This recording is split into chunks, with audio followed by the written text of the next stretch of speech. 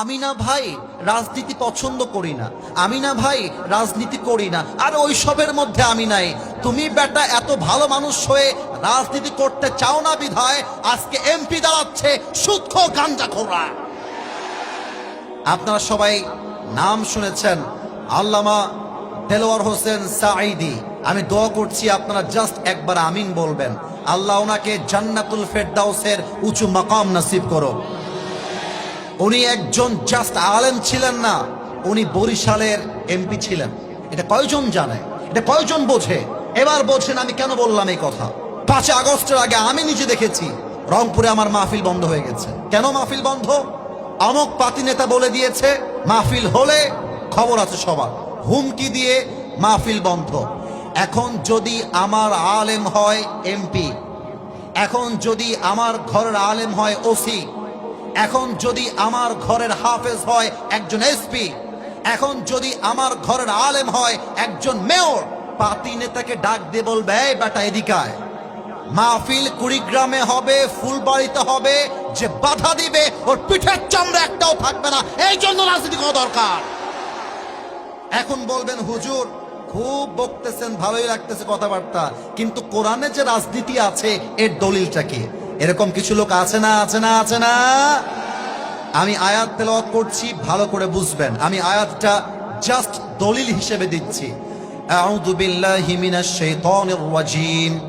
ইন্নাল্লাহা ইয়া'মুরুকুম আন তু'আদ্দুল আমানাতি ইলা আহলিহা ওয়া ইযা হাকামতুম বাইনান নাসি আন তাহকুমু বিল আদল। Allah says in this ayah, give people back what they deserve in their lives. And Allah says in this ayah, whenever you judge between people, you have to judge with justice. Allah বলছে শোনো, যখন তোমরা বিচার করবে ইনসাফের বিচার করবে, যখন তোমরা বিচার করবে তোমরা জাস্টিস পূর্ণ বিচার করবে। এবং আল্লাহ বলছেন যে যা পায় তাকে তা বুঝিয়ে দেওয়া, এটার নামে ইসলাম। ঠিক কিনা বলেন? আচ্ছা, এই আয়াতের সাথে রাজনীতির সম্পর্ক কি? এই আয়াতের সাথে পার্লামেন্টের সম্পর্ক কি? আমি একটু বুঝাই দেই। আগে প্রশ্ন করি, আগামীর সংসদ কোরআন দিয়ে চলবে, এটা কি চাই নাকি চাই না? এটা রেকর্ড হচ্ছে ক্যামেরায়, এভাবে আওয়াজ দিয়ে বললে হবে না। আগামীর পার্লামেন্টে কোরআন চাই কি চাই না? এবার এক্সাম্পল দেই, জাস্টিস কাকে বলে, ইসলামে ইনসাফ কেমন করে বোঝানো হয়েছে। আমি মাঝখান থেকে একজনকে দাঁড় করাবো। এই যে হলুদ পাঞ্জাবিওয়ালা ভাই, দাঁড়ান তো। আপনি হলুদ হলুদ, হ্যাঁ পাঞ্জাবি না, এটা মনে হয় মাশাআল্লাহ হুডি পরে আছে। আমার হলুদ হুডিওয়ালা ভাই, আমি এক্সাম্পল দিব ফুলবাড়িবাসী। আগে বলেন আমার ভাইকে দেখা যায়? এ কোন মরা লোক রে বাবা, দেখা যায়? মনে করেন তোমার নাম কি? সোহেল ভাই। আমার ওই পাশ দিয়ে নেমে যাচ্ছি, ওয়াজ শেষ করে আমার সামনে আসছে। এক্সাম্পল হিসেবে বলছি, সোহেল হচ্ছে এই ফুলবাড়ির পাতি নেতা। এক্সাম্পল, উদাহরণ, যদিও বা সে আসলে নয়। তো আমাকে ওখানে গিয়ে বলছে কি হুজুর খুব রাজনীতি নাকি?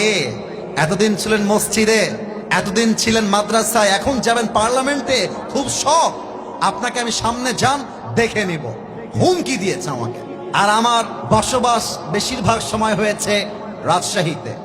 রাজশাহীর একটা ভাষা আছে, তোর বাড়ি কতিবে, তোর বাড়ি কোথায় আমরা বলি, এবার তোর বাড়ি কতিবে।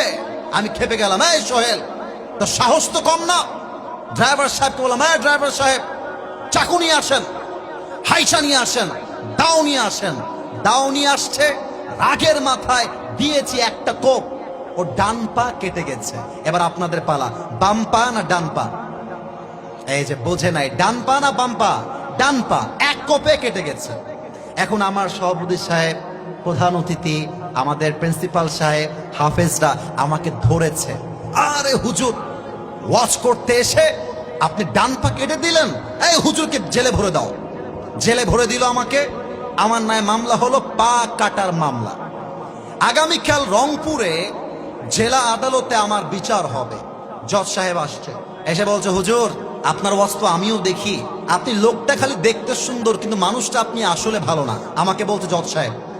তো জজ সাহেব বিচার করেছে যে আসিফ হুজুরের বিচার হলো 10 লাখ টাকা জরিমানা আর 1 বছরের জেল। এবার আপনারা বলবেন 10 লাখ টাকা জরিমানা আর কয় বছরের জেল? আর একটু জোরে দাঁড়ায় থাকা ভাইরা বলে নাই 10 লাখ টাকা জরিমানা, কয় বছরের জেল? এবার বিচারটা ইনসাফপূর্ণ হলো কিনা বোঝার জন্য একটা দাড়িপাল্লা নিয়ে আসো। দাড়িপাল্লার সোহেলের ডান পাটা দাও দাড়িপাল্লার ডান দিকে। আর আমাকে যে বিচারটা করা হয়েছে ব্রিটিশ আইন অনুযায়ী 10 লাখ টাকা আর 1 বছরের জেল, দেন দাড়িপাল্লা বাম দিকে। এবার আপনাদের মেধার পালা, বুদ্ধির পালা। বুদ্ধি থাকলে উত্তর দিবেন, না হয় কিপ কোয়াইট, কিপ সাইলেন্ট, চুপ থাকবেন। ডান দিকে কাটা ডান পা, বাম দিকে 10 লাখ টাকা 1 বছরের জেল। আপনি যতই টানেন সমান সমান হবে। রাইট আনসার, সমান সমান হবে।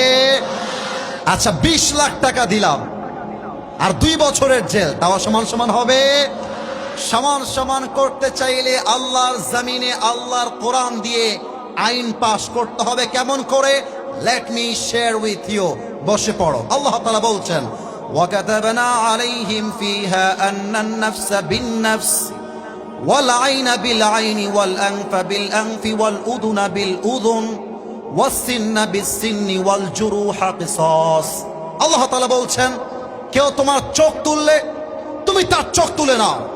চোখের বদলে চোখ, নাকের বদলে নাক, কানের বদলে কান, হাতের বদলে হাত, পায়ের বদলে পা, জানের বদলে জান। এটার নামই ইসলাম, এটার নামই কোরআন। এবার দেখেন আমি ডান পা কেটে দিয়েছি, এবার সংবিধানে কোরআনটা নিয়ে যান।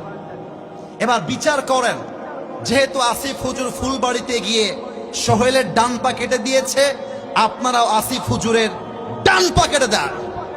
এবার দাড়িপাল্লা নিয়ে আসেন, দাড়িপাল্লার ডান দিকে দেন সোহেলের ডান পা, আর দাড়িপাল্লার বাম দিকে দেন আসিফ হুজুরের কাটা ডান পা। এবার টান দেন, দেখবেন দুইটা সমান সমান হয়ে গেছে। ওয়ামান হাকামা বিহি আদালা।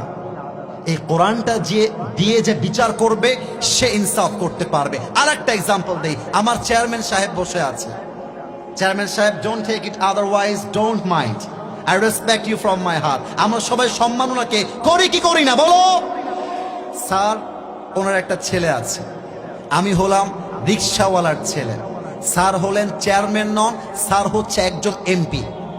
তো এমপির ছেলে একটা অন্যায় করেছে, আমি রিক্সাওয়ালার ছেলে আমি আর একটা অন্যায় করছি। মাথায় রাখতে হবে আমার যেই বিচার হবে, রিক্সাওয়ালার ছেলের যেই বিচার হবে, এমপির ছেলের সেই বিচার হবে। স্বজন প্রীতির নাম ইসলাম নয়। সেম বিচার। 1 নাম্বার কোরআন শেখায় ইনসাফপূর্ণ রাজনীতি। 2 নাম্বারটা বলে শেষ করে দিব, ইসলাম কখনো রাষ্ট্রের ক্ষমতায় কোন নারীকে দেখতে চায় না। আমরা আগামীর পার্লামেন্টে কুড়িগ্রামবাসী, আমি জানি না আপনারা আমার সঙ্গে একমত হবেন কিনা, যদি একমত হন আমাকে ঠিক বলবেন কলিজা দিয়ে, বাঘের মতো হুঙ্কার দিয়ে। আমি আসিফের দাবি নয়, 18 কোটি মানুষের দাবি। আগামীর সংসদে আমরা এমন এক প্রধানমন্ত্রীকে দেখতে চাই, যে প্রধানমন্ত্রী পার্লামেন্টে দাঁড়িয়ে দেশের পক্ষে যেমন বক্তব্য দিবে। আমার দেশের প্রধানমন্ত্রী চাইলে ঢাকার জাতীয় মসজিদ বাইতুল মুকাররমে দাঁড়িয়ে জুমার খুতবা দেওয়ার যোগ্যতাও রাখবে। হাত তুলে বলো সবাই, ঠিক কিনা?